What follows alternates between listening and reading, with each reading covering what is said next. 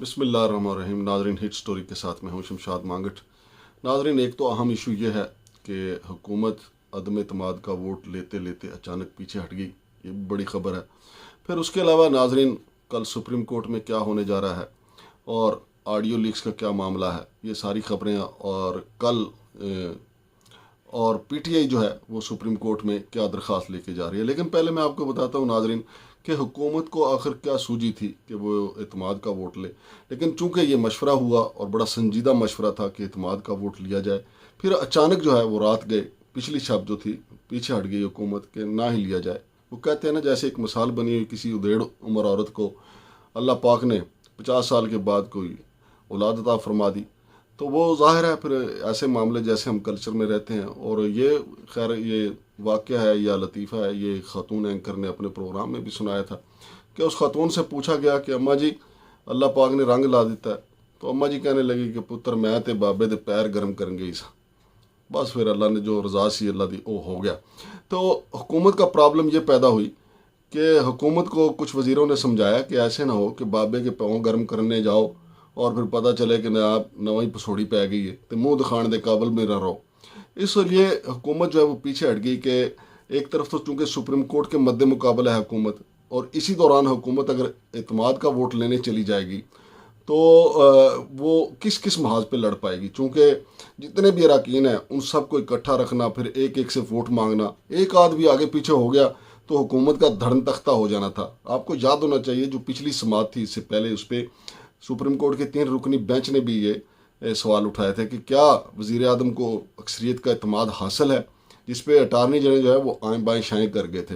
लिहाजा ये सूरत हाल देखते हुए हुकूमत ने फ़िलहाल ये समझा है कि बाबे के पाँव ना गर्म किए जाएँ, बाबे के नज़दीक भी ना जाया जाए कि कहीं कोई नया मुँह काला ना हो जाए। इसलिए अदम एतमाद की जो सोच थी उससे पीछे हट गए हैं। लेकिन ज़रा अगर हुकूमत मजबूत हुई, और जैसा कि 2 ऑडियो लीक्स आई हैं, और उसके बाद हुकूमत जो है वो काफ़ी अपने आप को दिलेर समझ रही है पैदर पे, बल्कि सारा दिन हमले ही होते रहे हैं जजों पे। लेकिन मेरा ख्याल है कि जजों को चूंकि अब इन्होंने ऑडियो लीक्स के ज़रिए कहा, तो ये था हुकूमत की तरफ से ये कहा गया था, अटारनी जनरल ने यकीन दहानी करवाई थी कि वो संजीदा मुज़ाकरात करेंगे। लेकिन पिछले 5 दिन में कुछ संजीदा मुज़ाकरात तो नहीं हुए, ना ही संजीदा मीटिंग्स हुई। बिलावल भुट्टो मौलाना फजल रहमान को राज़ी करने के लिए गए थे, लेकिन खुद राज़ी होकर आ गए। वो मौलाना फजल रहमान को ये राज़ी करने के लिए गए थे कि जनाब आए आम इंतखाबात की तरफ चलते हैं। लेकिन शुनीद है कि मौलाना फजल रहमान ने बिलावल भुट्टो से कहा कि जितना चेज़ा इमरान खान ने मेरा लगाया है पिछले 1 साल में, क्या आपका लगाया। बल्कि मौलाना फजल रहमान ने तो यहाँ तक कहा है कि 2018 से इमरान खान जो है कंटेनर पे खड़े होकर तकरीरों में जो डीजल की आवाज़ें मुझे लगाता है किसी और को लगाई हैं, लिहाजा मेरे तो अभी ज़ख्म नहीं भरे, मैं तो इमरान खान से मुज़ाकरात नहीं करूँगा। और यही वजह है कि मौलाना फजल रहमान ने बड़ा सख्त एक्शन लिया। और अगरचे ये भी कहा जाता है कि मौलाना फजल रहमान मियाँ नवाज शरीफ की ज़बान बोल रहे हैं, लेकिन ये भी बात दुरुस्त है कि मौलाना फजल रहमान का जितना चेज़ा इमरान खान ने लगाया है या पीटीआई के सोशल नेटवर्क ने लगाया, वो वाकई किसी और ने नहीं लगाया। तो मौलाना फजल रहमान का अपना दुख जो है वो अपनी जगह मौजूद है। और नाजरीन, अब चूँकि सुप्रीम कोर्ट में छुट्टियों के बाद समात शुरू होने जा रही है और सुप्रीम कोर्ट में बड़ी अहम तरीन समात है, लेकिन सुप्रीम कोर्ट ने 27 की तारीख जो थी वो दे रखी थी कि 27 तारीख को क्या करना है। 27 तारीख को हुकूमत की तरफ से बताना है जाके कि जी कहाँ तक मुज़ाकरात पहुँचे हैं। मुज़ाकरात तो मेरा ख्याल है मौलाना फजल रहमान तक पहुँचे थे, बाकी सारी जमातें मुतफिक थी। और सुप्रीम कोर्ट में भी उस दिन भी बताया गया था कि मौलाना फजल रहमान के सिवा बाकी सारी जमातें राज़ी हैं। और पिछले 5 दिन की अगर सियासी जमातों को प्रोग्रेस को देखा जाए तो इसमें मौलाना फजल रहमान का पलड़ा भारी नज़र आता है। मौलाना फजल रहमान ने ना सिर्फ जनाब बिलावल भुट्टो जरदारी को हम ख्याल बनाया है, बल्कि उन्होंने मियाँ नवाज शरीफ को भी अपना हम ख्याल बनाया हुआ है। तो मुस्लिम लीग नून चाहने के बावजूद भी कि जी मुज़ाकरात किए जाएँ, नाअहली से बचा जाए, सुप्रीम कोर्ट के कहर से बचा जाए, तो वो कुछ नहीं कर पाई जो सुप्रीम कोर्ट को तवक्को थी। बल्कि 5 दिन के अंदर सुप्रीम कोर्ट के हवाले से 2 ऑडियो लीक्स आ गई।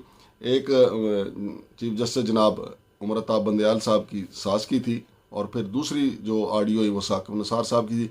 अगरचे अगर देखा जाए तो इन दोनों वीडियोज़ में ऐसा कुछ नहीं, लेकिन मुस्लिम लीग नून जो है वो बिल्कुल इसके ऊपर खुल खुला के धमाल डाल रही है। वो कह रही है कि बस अगर इसके ऊपर कहर ना टूटा, अगर इसके ऊपर क़यामत ना आई तो फिर क़यामत नहीं आएगी। मुस्लिम लीग नून का ख्याल है। تو ان کا خیال ہے کہ بس چیف جسٹس آف پاکستان کو ریزائن دے جانا چاہیے، فوری طور پر مستعفی ہونا چاہیے، تاکہ وہ کل ہی کہ کل لگے ہاتھ ہی جناب اپنے چیف جسٹس قاضی فائز عیسیٰ کا حلف اٹھوا لیں اور پھر انہوں سے جو دیگر کام کروانے ہیں وہ بھی کروا لیں۔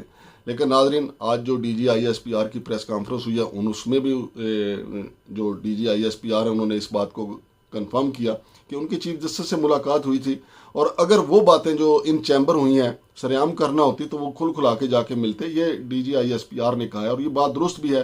لہٰذا جو چیف جسٹس صاحب سے جو باتیں ہوئی ہیں ان چیمبر ہوئی ہیں وہ انہوں نے نہیں بتائیں، لیکن بعد میں کوئی حامد میر جیسا شخص ہوگا بعد میں کوئی اس کو بتا دے، کیونکہ آف دی ریکارڈ بھی اب بات آف دی ریکارڈ نہیں رہتی۔ جس طرح 25 صحافیوں کے سامنے باجوہ نے جو باتیں نہیں بھی کہیں تو حامد میر نے وہ کر کے اپنے گاٹے میں ڈالنی ہے کہ جناب یہ بھی ہوا تھا، کیونکہ اب تو کچھ عینی شاہد بھی ایسے آ گئے ہیں، نصر اللہ ملک جیسے سینئر رپورٹر، جنہوں نے نوٹس لیے ہوئے تھے اور انہوں نے کنفرم کیا کہ جناب ایسی تو بات ہوئی نہیں تھی، میں وہاں پہ موجود تھا۔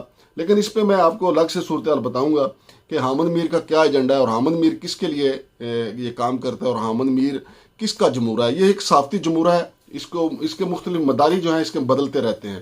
پچھلے دنوں اس سے جناب شہباز شریف نے مداری کروائی تھی، جس میں انہوں نے آ کے انکشاف کیا تھا کہ جناب باجوہ نے پہلے شہباز شریف کو بلایا تھا، جب شہباز شریف نہیں مانے تو پھر عمران خان کو وزیر اعظم بنا دیا گیا۔ تو اگر کورٹ مارشل حامد میر یا نسیم زہرا کے کہنے پہ ہونا ہے تو پھر میرا خیال ہے کہ افواج پاکستان کو کبوتر بازی کا شوق کر لینا چاہیے، کیونکہ اگر کورٹ مارشل ہونا ہو جناب فیض کا یا جناب باجوہ کا، تو اس کے لیے تو انہوں نے خود بذات خود جو ہے وہ کافی شواہد چھوڑے ہیں۔ مثال کے طور پہ اگر کورٹ مارشل ہونا جنرل فیض سے کام شروع ہو جائے تو وہ باقی سب بتا دیں گے کون کون سا جرنیل جو ہے وہ کس طرح سیاست کرتا رہا ہے۔ بلکہ شاید میتلا صاحب کے ساتھ جو انہوں نے گپ شپ کی، انہوں نے تو جنرل راحیل کے بارے میں بھی انکشاف کیا کہ وہ کس طرح ایکسٹینشن کے لیے سیاست کرتے رہے۔ تو اگر جنرل باجوہ صاحب کا کورٹ مارشل شروع ہوا تو ایک پنڈورا باکس کھلے گا۔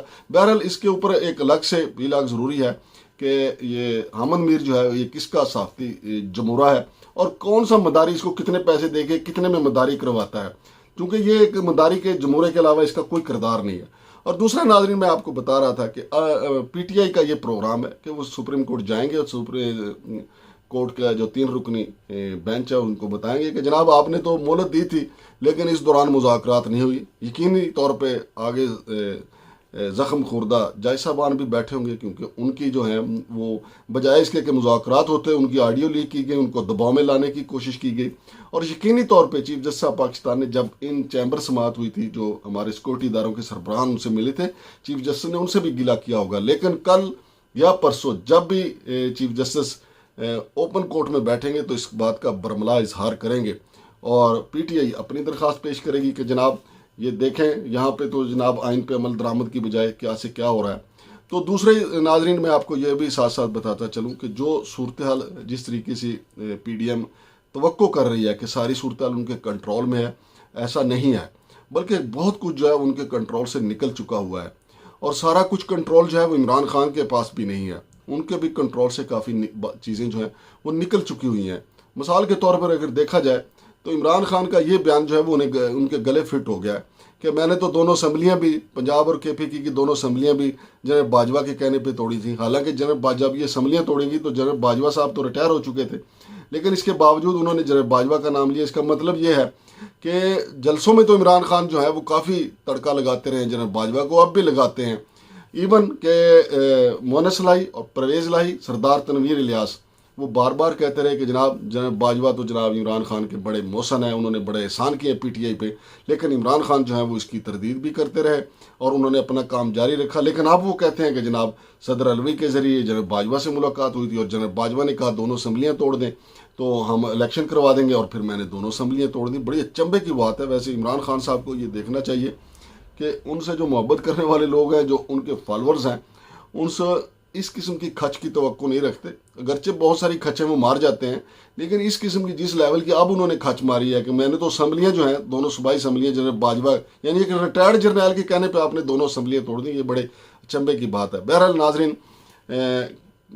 اسلام آباد میں جمعرات اور جمعہ جو ہے ورکنگ ڈے ہیں عید کے بعد، اور عدالت نے ٹائم بھی اتنا دیا تھا، اور یہ دونوں دن جو ہیں وہ بڑے اہم ہیں۔ بریکنگ نیوز آئے گی سپریم کورٹ سے، اور دوسری طرف اگرچہ پی ڈی ایم یہ تاثر دے رہی ہے کہ وہ صف بندی کر چکے ہوئے ہیں، اور صف بندی ان کی کیا ہے کہ جناب وہ چیف جسٹس کو ڈی نوٹیفائی کر سکتے ہیں، یا چیف جسٹس دباؤ میں آ کے پریشر میں آ کے استعفیٰ دے دیں گے۔ ایسا تو نہیں ہونے والا کہ چیف جسٹس عمر عطا بندیال صاحب استعفیٰ دے، چونکہ اگر ان کو ڈی نوٹیفائی کیا گیا تو پھر وکلا کا جو لا لشکر ہے وہ اسی طرح نکلے گا جس طرح افتخار چودھری کے لیے نکلا تھا، اور میرا نہیں خیال کہ ملک کسی تحریک کا اس وقت متحمل ہو سکتا ہے۔ اس بات کا پتہ ہمارے سیکورٹی اداروں کو بھی ہے۔ شمشاد مانگٹ کو اجازت دیجیے، اللہ حافظ۔